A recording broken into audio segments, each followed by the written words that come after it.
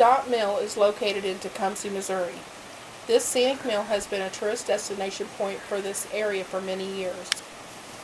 Dawt's tall mill house is perched high on a bank of the North Fork River. It is said there was a mill on the property since the early 1860s. In 1874, President Ulysses S. Grant conveyed the patent for the land. The first documented mill on the site was built in 1892. In 1893, a man drowned in the mill pond.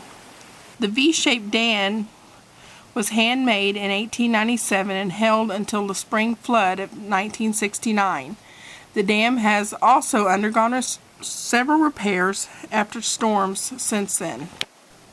Though the tin roof is rusty and the siding is scored from the wind and the time, the present building looks much as it has since it's constructed in the 1900s by Alva Hudgens, master millwright. The front porch is worn smooth and sags under the passing feet of the river floods of nearly 100 years. A tired wagon leans against the wall where the miller might have parked it many years ago. You almost expect to round a corner and encounter a woman in a calico sunbonnet. Listen intently enough, and you may hear the echo of the blacksmith hammering on the excited laughter of children playing in the water. And the North Fork itself is as much a sight to see as the mill. Thanks to its protected origins in the Mark Twain Forest, the Spring River flows as crystal clear and cold as in days of yore. There is no real record of where Dawt Mill got its name, but most people think that the previous owner's last name was Dawt. Claudel hired L.A. Roger to design the dam and mill race. The dam was made at an angle to reduce the pressure on the mill from the fast-moving water. Later on, in 1893, the mill was burned. Some people think that the mill was burned by the local competition. Later, they found out that a young boy was paid $10 to burn the mill. He rode a crippled mule, and they found the tracks leading to the mill. The young boy will be the only one to ever know who really wanted the mill destroyed.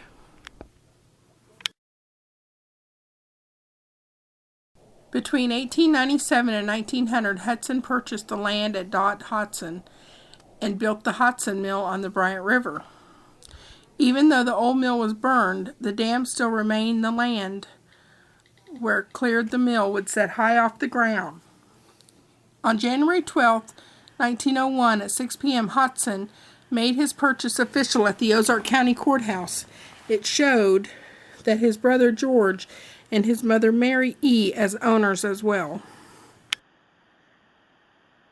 The old dam was still good, but Hodson built a new one. The rebuilt mill was a 3-story roller powered by a turbine at the west side of the mill.